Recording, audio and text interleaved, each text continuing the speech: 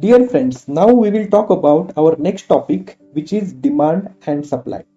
We have taken this topic little early because it is important to understand the difference between demand and supply, and these words will keep coming in our upcoming topics, so it is important to understand their meaning before we jump to other topics. So let's define demand and supply. So we'll start with demand. Demand is basically a consumer's desire or willingness to purchase particular good or service, and it is also a willingness to pay a price for that specific good or service. What are the key functions in an organization to understand the demand of customer? So basically sales and marketing are the key departments who are responsible to understand customer demand. Now on other side, let's understand what is supply. So supply is willingness and ability of firms to produce given quantity in a given period of time.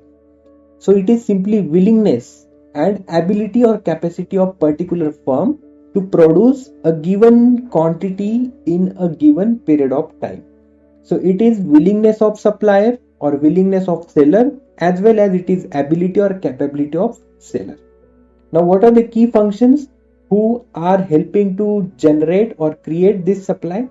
So basically operations, production and supply chain departments are responsible to create a supply against demand. Now let's take an example of demand. A simple example, let's consider there are two laptop models, and if I can afford only one of them, then I am ready to purchase the model which I can afford. That means this is a demand. If I purchase that, that has created a demand. And what is supply?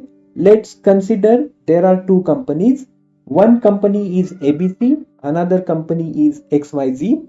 So ABC company has requirement of 500 televisions and XYZ company is manufacturer of televisions. But the situation here is ABC company needs 500 televisions in a single day. But the problem here is XYZ company's capacity to manufacture televisions in a day is only 200. That means in this situation, the ability of company XYZ is only 200, and that means the supply in this situation is 200 quantity.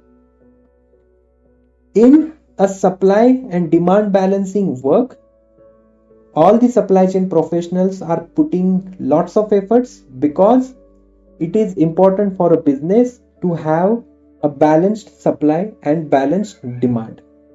Now what happens in a real world, what happens in a corporate life, there are thousands of a product which we need to manage, which supply chain professionals will have to manage, and for these thousands of the products, demand and supply variation is continuously occurring. So customers demand pattern changes, customers requirement change, taste and preferences change, and that creates a different demand patterns. On other side, there are many problems on the supply side, like suppliers capacity, transportation delays, trades and compliance issues, customs issues. So to manage these thousands of products, it is very difficult for supply chain professionals in any organization to balance supply and demand. Now let's take an example of how demand and supply flows in a supply chain. So in this slide, it is simply shown that there is a customer who is placing an order on a manufacturer. So consider a situation that this customer is placing an order for a laptop to a laptop manufacturer. Now what happens is laptop manufacturer further places some demand to their supplier. So assume that the laptop manufacturer is placing an order for a raw material of laptop. Let's consider it is PCB or keyboard or laptop screen. So here you can see the demand has been placed from customer to manufacturer and then subsequently from manufacturer to the supplier of raw material. Now how supply flows? So assume that the supplier of the raw material is supplying all these parts to manufacturer. That means they have created their supply, and similarly manufacturer manufactures final product, that is laptop, and they provide it to the customer. So they have created their supply to the end customer. So it is a very simple example like how demand and supply flows within the supply chain network. But now in a supply chain network there are many partners, which includes distribution channels, it includes warehouses, it includes retail channels, it includes manufacturers, suppliers. So demand from one partner to another partner and supply from one partner to another partner flows in a subsequent direction. Now, as we have already seen that every business has to take care of the balancing of demand and supply in a proper way. So let's consider one case where the supply is more than demand, and we will consider second case where supply is less than demand. So in our first case where supply is more than demand, that means I can supply more products than the demand in the market. Now assume that demand in the market for laptop is 500 quantity, but I can supply 700 quantity, and for that I have machineries, I have labors, I have warehouses, I have raw material placed for all these 700 quantity. But in this situation what will happen is I am producing more, I am creating more products compared to the demand in the market. So since I am producing more, that means it is creating higher inventories, and to make that extra product I am also putting some cash, I am also putting some amount in terms of labor, in terms of raw material, in terms of space, in terms of manufacturing capabilities. So that is also blocking my cash flow. So these are the two major problems when your supply is more than demand. So first problem is higher inventories and second is blocked cash flows.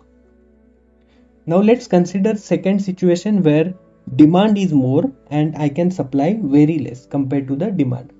So in a market, assume that same example, market has demand of 500 laptops, but my supply capability is only 400. So in this situation, what is happening? I am not able to provide 100 laptops which are required in the market. Okay, so in this situation, the key problem that will happen is I will have less products to supply, and that is nothing but lack of product availability.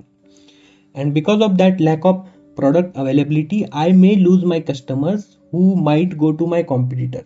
So that's the major problem when demand is more than a supply capability.